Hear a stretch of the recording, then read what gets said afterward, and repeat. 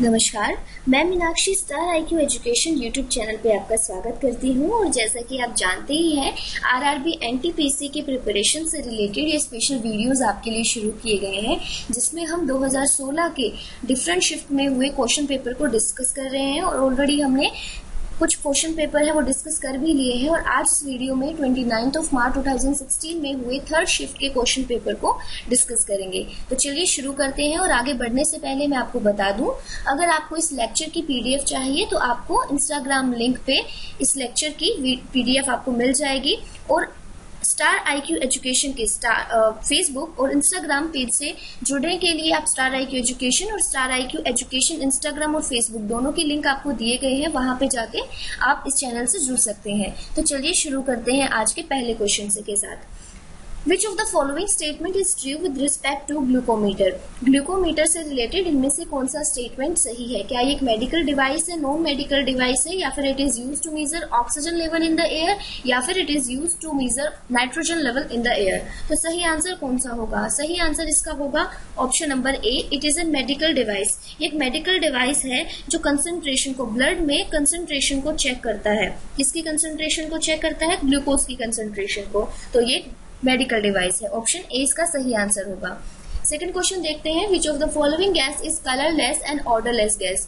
इनमें से कौन सी कलरलेस और ऑर्डरलेस यानी कि रंगहीन और गंधहीन गैस है? नाइट्रोजन है? नहीं। हाइड्रोजन है? नहीं। ऑक्सीजन है? नहीं। तो सही आंसर इसका हो जाएगा क्लोरीन। क्लोरीन इसका सही आंसर होगा Cl, जिसका एटॉमिक नंबर है 17। ठीक है, ऑप्शन बी सही आंसर है। बढ़ते हैं नेक्स्ट क्वेश्चन की तरफ। Cricket world cup 2015 was hosted by. Cricket world cup 2015 की मेजबानी के बारे में पूछा गया है कि किसने की थी? इंग्लैंड ने की थी, न्यूजीलैंड ने, ऑस्ट्रेलिया ने, या न्यूजीलैंड या ऑस्ट्रेलिया दोनों ने? तो सही आंसर इसका ऑप्शन नंबर डी हो जाएगा। ठीक है, option number D, New Zealand and Australia. देखिए 2015 के बारे में पूछा गया है, तो यानी कि जब आप प्रिपरेशन कर रहे हैं तो इसमें 2015-16 से रिलेटेड सेशन के बारे में पूछा गया है। तो जो भी करंट अफेयर्स जो रहे होंगे, तो अब जो आप प्रिपरेशन कर रहे हैं तो ध्यान रखिएगा पिछले एक साल के करंट अफेयर से रिलेटेड जितने भी क्वेश्चन हैं आपके, उनसे अपडेटेड रहिएगा। तो ऑप्शन नंबर डी इस क्वेश्चन का सही आंसर होगा, न्यूजीलैंड एंड ऑस्ट्रेलिया, और जिसमें ऑस्ट्रेलिया ने इस किताब को अपने नाम किया था। नेक्स्ट क्वेश्चन देखते हैं। The world heritage site Bhimbetka in MP is famous for. Bhimbetka की जो गुफाएं हैं, केव हैं एमपी में, वर्ल्ड हेरिटेज साइट है, वो किसके लिए फेमस है? वो फॉरेस्ट के लिए है, माउंटेन रेंज के लिए है, रॉक शेल्टर्स के लिए, वाटरफॉल के लिए? सही आंसर होगा भीमबेटका की जो ये गुफाएं हैं, वर्ल्ड हेरिटेज साइट है, ये अपने रॉक शेल्टर के लिए बहुत ज्यादा फेमस है। और यहाँ पे अर्ली ह्यूमन लाइफ को ट्रेस किया गया था। यहाँ पे काफी चीजें जो है बताती हैं कि यहाँ अर्ली ह्यूमन जो लाइफ है वो पॉसिबल है या रही है, जिसके बारे में ये भीमबेटका की गुफाएं जो है हमें बताती हैं, जो कहाँ पे है? एमपी के अंदर है। ठीक है, तो ऑप्शन नंबर सी इसका सही आंसर हो जाएगा, rock shelter. Next question, a body in motion essentially acquire. अगर बॉडी गति में, एक शरीर अनिवार्य रूप से क्या प्राप्त करता है? मतलब क्या एक जो बॉडी है मोशन में है, इसका मतलब क्या है? क्या वो kinetic energy, potential energy, mechanical energy या हीट एनर्जी? सही आंसर कौन सा होगा? अगर कोई बॉडी मोशन में है तो ऑब्वियसली काइनेटिक एनर्जी होगा। ठीक है, ऑप्शन नंबर ए इसका सही आंसर हो जाएगा। नेक्स्ट क्वेश्चन देखते हैं, in which year was the Nobel peace prize jointly given to Kailash Satyarthi and Malala Yousafzai? ठीक है, किसके लिए पूछा गया है? कैलाश सत्यार्थी और मलाला यूसुफजई को संयुक्त रूप से नोबेल शांति पुरस्कार किस साल दिया गया? नोबेल पीस प्राइज दिया गया था कैलाश सत्यार्थी को और मलाला यूसुफजई को 2014 में। 2014 में इनके किए हुए काम को लेके, दोनों ही सोशल रिफॉर्मर हैं और बच्चों के लिए उनके राइट्स और एजुकेशन को लेके इनको ये नोबेल पीस प्राइज जो है वो दिया गया था। और कब दिया गया था? 2014 के अंदर दिया गया था। बढ़ते हैं नेक्स्ट क्वेश्चन की तरफ। What is the name of spacecraft to be launched in 2019-20 by ISRO to study the sun? अब ये क्या है कि सूरज की स्टडी करने के लिए इसरो के द्वारा 2019-20 में लॉन्च किए जाने वाले अंतरिक्ष यान का नाम पूछा गया है, जिसको पहले ही बता दिया गया था कि 2019-20 में इसको लॉन्च किया जाएगा। तो सही आंसर कौन सा होगा इसका? आदित्य। आदित्य जो है स्पेस क्राफ्ट है जो लॉन्च किया गया, किसके लिए? 2019-20 by ISRO to study the sun. ISRO ने लॉन्च किया किसके लिए? सन की स्टडी के लिए लॉन्च किया जाने वाला ये अंतरिक्ष यान है। बढ़ते हैं नेक्स्ट क्वेश्चन की तरफ। Who was the first woman president of Indian National Congress in pre-independent India? स्वतंत्र भारत में भारतीय राष्ट्रीय कांग्रेस की महिला अध्यक्ष, पहली महिला अध्यक्ष कौन थी, ये पूछा गया है। तो सही आंसर क्या विजयलक्ष्मी पंडित थी, सरोजिनी नायडू थी, या एनी बेसेंट, या मैडम कामा? तो सही आंसर देख लेते हैं। सही आंसर होगा Annie Besant. Option number C इसका सही आंसर होगा। First woman president of Indian National Congress in pre independent India was Annie Besant. तो जहां पे हमारा ऑप्शन नंबर ए दिया हुआ है विजयलक्ष्मी पंडित, विजयलक्ष्मी पंडित यूएन जनरल असेंबली की फर्स्ट फीमेल प्रेसिडेंट थी। और सरोजिनी नायडू के बारे में अगर देखें तो इनको नाइटिंगेल ऑफ इंडिया के नाम से जाना जाता है, और किसने कहा था? महात्मा गांधी जी ने। और एनी बेसेंट जो है फर्स्ट वुमन प्रेसिडेंट थी इंडियन नेशनल कांग्रेस की। और मैडम कामा, मैडम भिकाजी रुस्तम कामा जो है इनका पूरा नाम है, और इनको इंडियन नेशनल मूवमेंट में एक एक्टिव रोल प्ले करने के लिए जाना जाता है, और वुमेन के लिए इन्होंने जो काम किए थे इसलिए इनको जाना जाता है। लेकिन इस क्वेश्चन का जो आंसर है वो होगा Annie Besant, option number C. Next question, right to information act came into effect in which year? सूचना का जो अधिकार है आरटीआई है वो किस वर्ष लागू किया गया था? 2004 में, 5 में, 6 में या 7 में? Freedom of information act 2002, freedom of information act 2002 इसको रिफॉर्म करके, इसको एनेक्ट करके 2005 में इसको लागू किया गया था। फ्रीडम ऑफ इंफॉर्मेशन एक्ट 2002 को रिप्लेस किया गया था और 2005 में आरटीआई को लागू किया गया था। Next question, osteoporosis disease is related to which organ? की जो बीमारी है ऑस्टियोपोरोसिस, ये डिजीज किससे रिलेटेड है? ये बोन से, हार्ट से, लंग से, किडनी से? सही आंसर ऑप्शन नंबर ए हो जाएगा। ये बोन से रिलेटेड है। बोन से रिलेटेड यानी कि यहाँ पे बोन क्या हो जाती है इस बीमारी में? वीक हो जाती है, ब्रिटल हो जाती है। और किससे रिलेटेड हो जाएगी ये? बोन से। नेक्स्ट क्वेश्चन देखते हैं, who among the following is not a Bharat Ratna recipient? इनमें से किन्हें भारत रत्न अवार्ड नहीं दिया गया है? कौन रेसिपेंट नहीं है? भीमसेन जोशी नहीं भाई, इनको दिया गया है आर्ट एंड कल्चर के फील्ड में। ए आर रहमान नहीं, सही आंसर हो जाएगा ए आर रहमान। इनको ए आर रहमान को नहीं दिया गया अवार्ड, भारत रत्न अवार्ड नहीं दिया गया है। ऑप्शन नंबर सी लता मंगेशकर, इनको भी दिया गया है। और एम.एस. सुब्बलक्ष्मी, इनको भी अवार्ड दिया गया। एम.एस. सुब्बलक्ष्मी ये कर्नाटिक सिंगर रही, इनको दिया गया। और साथ में लता मंगेशकर, इनको 2001 में प्लेबैक सिंगर है और इनको भी भारत रत्न अवार्ड दिया गया है। तो ऑप्शन नंबर 20 क्वेश्चन का हमारा सही आंसर होगा जो पूछा गया है, इनमें से किन्हें भारत रत्न प्राप्त नहीं है। Next question, the UNESCO world heritage site Victoria Memorial hall is located in which Indian city? UNESCO की विश्व विरासत स्थल विक्टोरिया मेमोरियल हॉल के बारे में पूछा गया है कि भारत में किस शहर में है, भारत के कौन से शहर में है? United Nation education and scientific cultural organisation, ये वर्ल्ड हेरिटेज साइट कहाँ पर पूछा गया है? सही आंसर ऑप्शन नंबर बी हो जाएगा, कोलकाता के अंदर है। ठीक है, कोलकाता के अंदर है विक्टोरिया मेमोरियल हॉल जो यूनेस्को वर्ल्ड हेरिटेज साइट के अंडर है। Next question, who is popularly known as Bismarck of India? Bharat का बिस्मार्क किसे बोला जाता है? भारत का बिस्मार्क बोला जाता है वल्लभ भाई पटेल। ऑप्शन नंबर बी सही आंसर होगा भाई इसका। Next question, when was Mars orbiter mission? देखिए लास्ट क्वेश्चन में हमने कवर किया था इस क्वेश्चन को, जहां पे इससे रिलेटेड क्वेश्चन था मार्स ऑर्बिटर मिशन से मंगलयान के बारे में पूछा गया था कि कहां से इसको लॉन्च किया गया था।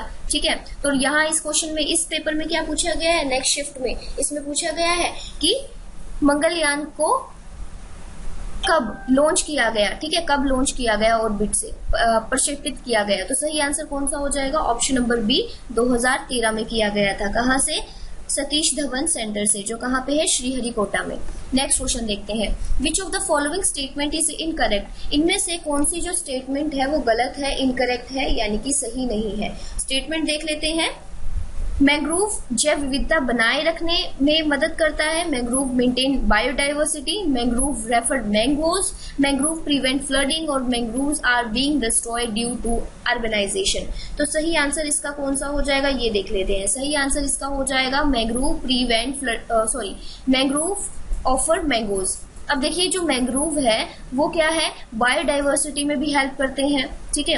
मैंग्रोव जो है फॉरेस्ट वो बाढ़ को भी रोकते हैं और साथ में उनको अर्बनाइजेशन की वजह से बहुत ज्यादा इन पे इफेक्ट हो रहा है, इनको डिस्ट्रॉय किया जा रहा है।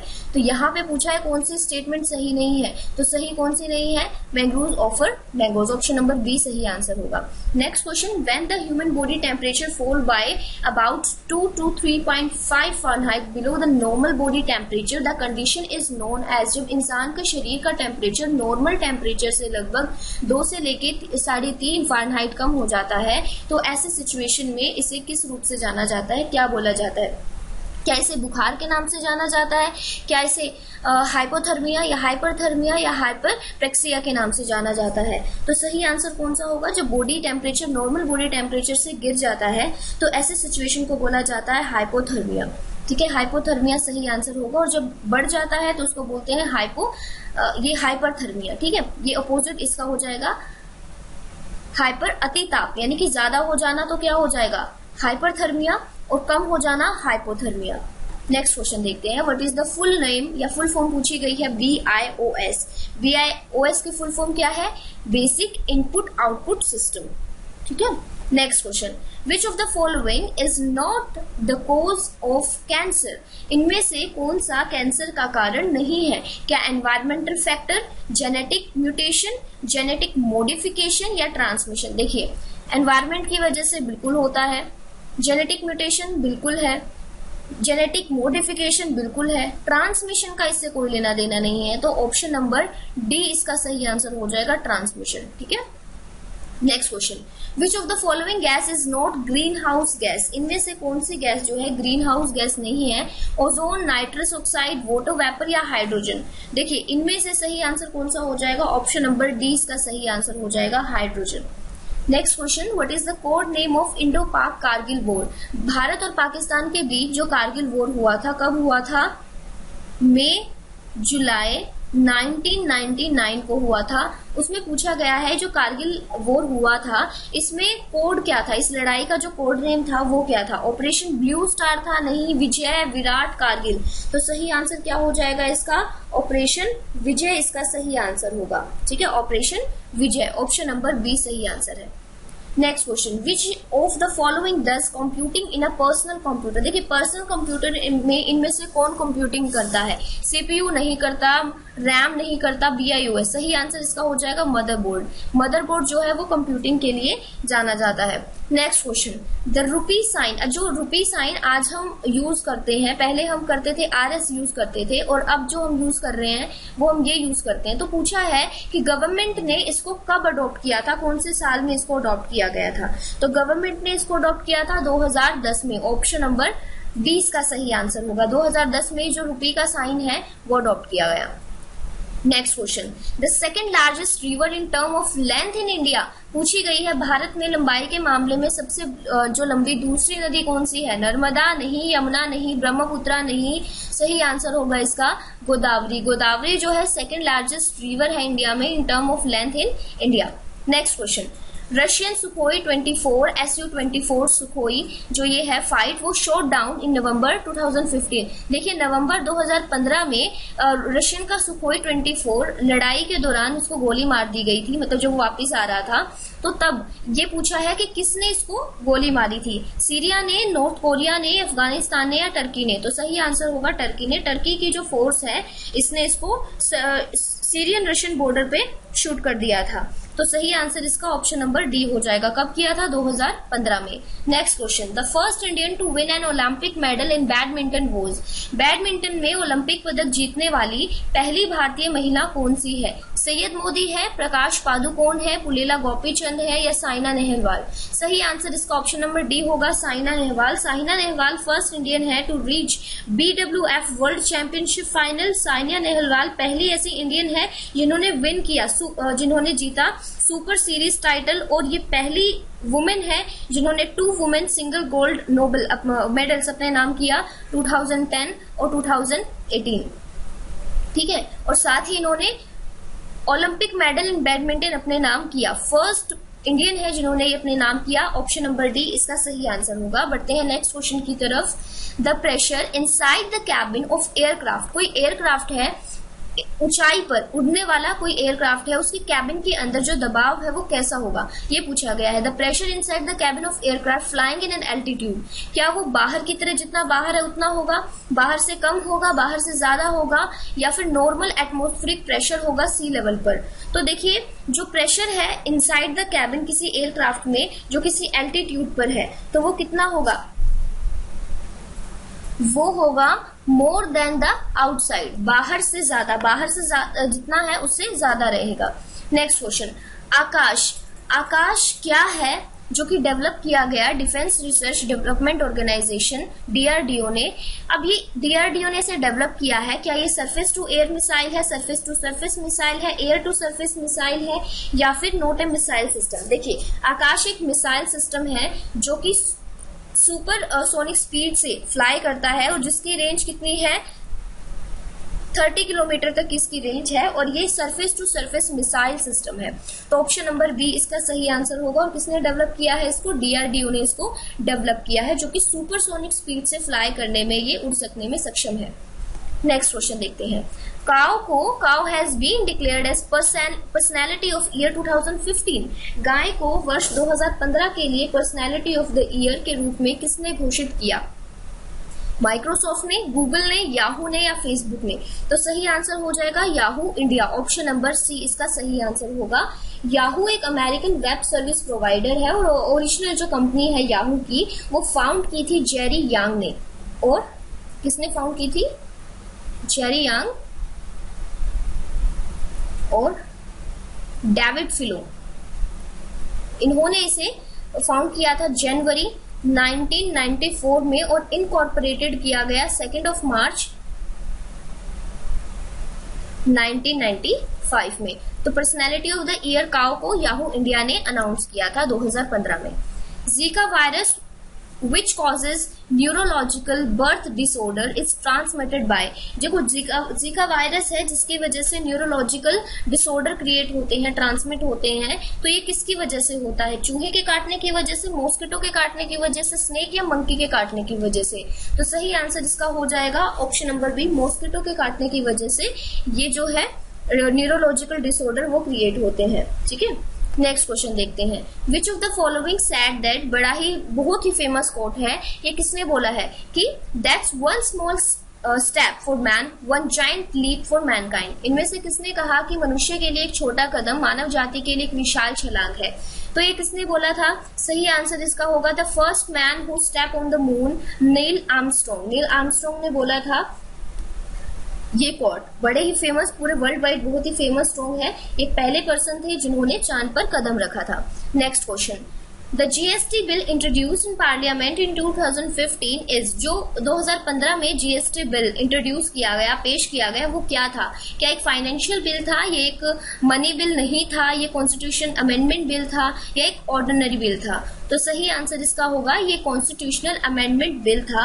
अब कॉन्स्टिट्यूशनल अमेंडमेंट क्या होता है, देखिए कॉन्स्टिट्यूशन अमेंडमेंट एक मॉडिफिकेशन होता है कॉन्स्टिट्यूशन में जो किया जाता है किसी पॉलिटी में, ऑर्गेनाइजेशन में या किसी भी तरह के एंटिटी में जो मॉडिफिकेशन किया जाता है, और डायरेक्टली मॉडिफिकेशन नहीं किया जाता, इसके लिए स्पेशल प्रोसीजर की जरूरत होती है। तो यहाँ पे ये कॉन्स्टिट्यूशनल अमेंडमेंट बिल था जिसे 2015 में पार्लियामेंट में इंट्रोड्यूस किया गया। Next question, which of the following agent is good for purification of drinking water. इनमें से पूछा है कि इनमें लिखे हुए एजेंट्स हैं, इनमें से कौन सा पेयजल का शुद्धिकरण के लिए सबसे अच्छा साधन है। क्या कैटलिस्ट एजेंट है, रिड्यूसिंग एजेंट है, स्टेरलाइज एजेंट है, या फिर ऑक्सीडाइज एजेंट है। तो सही आंसर कौन सा हो जाएगा इन सारों में से, सही आंसर हो जाएगा option number D, oxidise agent जो है इनमें से इन सब में से गुड है प्योरिफिकेशन ऑफ ड्रिंकिंग वाटर। सही आंसर होगा इसका ऑप्शन नंबर डी। बढ़ते हैं नेक्स्ट क्वेश्चन की तरफ। India shares maximum border with which of the following country, पूछा है कि इनमें से भारत की सबसे ज्यादा बॉर्डर जो है कौन शेयर करता है, यानी कि सबसे लंबी सीमा किसके साथ शेयर की जाती है। इन चारों ऑप्शन में से सही आंसर कौन सा होगा, चलिए देखते हैं। पाकिस्तान है, बांग्लादेश है, चाइना है, नेपाल है। चलिए सही आंसर देखते हैं। पाकिस्तान नहीं है, बांग्लादेश के साथ सबसे ज्यादा जो है सीमा शेयर की जाती है, कितने की, 4096, लगभग 4096 किलोमीटर की सबसे ज्यादा मतलब बाउंड्री शेयर करता है इंडिया। चाइना सेकंड लार्जेस्ट है और नेपाल नहीं है। तो सही आंसर यहाँ पे जो पूछा गया है, सबसे ज्यादा जो बाउंड्री किसके साथ शेयर की जाती है, बांग्लादेश के साथ। हालांकि पाकिस्तान, चाइना और नेपाल तीनों बाउंड्री शेयर करते हैं ये बाकी, लेकिन सबसे ज्यादा जो बाउंड्री शेयर की जाती है वो अफगानिस्तान की, और बांग्लादेश की, और सबसे कम किसकी है, अफगानिस्तान की, लगभग 106 किलोमीटर है। चलिए next question, world no tobacco day falls on, world no tobacco day कब सेलिब्रेट किया जाता है या कब मनाया जाता है। तो सही आंसर कौन सा हो जाएगा इसका, सही आंसर इन चारों में से देखते हैं, क्या वो 1 मई है, 31 मई है, 1 जून है या 30 जून है। सही आंसर है इसका 31 मई, ऑप्शन नंबर बी इसका सही आंसर होगा। बढ़ते हैं नेक्स्ट क्वेश्चन की तरफ। बायोटेक्नोलॉजी मीन्स, बायोटेक्नोलॉजी का मतलब क्या है कि आजकल बहुत ज्यादा बायोटेक्नोलॉजी जो है, हम एग्रीकल्चर के अंदर भी, साइंस में भी, अलग अलग फील्ड्स में इसका यूज किया जाता है। तो बायोटेक्नोलॉजी का मतलब क्या है, बायोटेक्नोलॉजी का मतलब है using the living organism in industrial process, industrial process के लिए लिविंग ऑर्गेनिज्म का यूज करना, तो इसे बोलते हैं हम बायोटेक्नोलॉजी। ऑप्शन नंबर डी इसका सही आंसर होगा। टेक्निकल स्टडी ऑफ बैक्टीरिया नहीं है, technical study of chemical in the body नहीं है, infusion of technology in human autonomy नहीं है, इसका सही आंसर है use of living organism in industrial process, option number D. Next question, debugging is the process of, जो debugging है वो किस चीज की प्रोसेस है, ये प्रोसेस है checking the error in software program, option number C. Software program में एरर को चेक करने की प्रोसेस को बोला जाता है debugging. Next question, the 103rd 103वीं इंडियन एनुअल साइंस कांग्रेस कहाँ पे इसका आयोजन किया गया। 103वीं भारतीय वार्षिक विज्ञान Congress, Indian annual science Congress का कब आयोजन किया गया, कहाँ आयोजन किया गया। इसका आयोजन किया गया कर्नाटका में, मैसूर में, इसका सही आंसर है। तो आज हमारे क्वेश्चन थे जो 3rd शिफ्ट के 29th ऑफ मार्च के, हमने सारे कवर कर लिए हैं, और इसकी उम्मीद है कि आपको सारे क्वेश्चन और सारे आंसर प्रॉपरली समझ में आ गए हैं। तो जुड़े रहिए star IQ education YouTube channel के साथ, और फर्दर अपडेट के लिए इंस्टाग्राम और साथ के साथ फेसबुक पेज भी आप फॉलो कर सकते हैं। तो अपनी तैयारी कीजिए। All the very best, have a good time.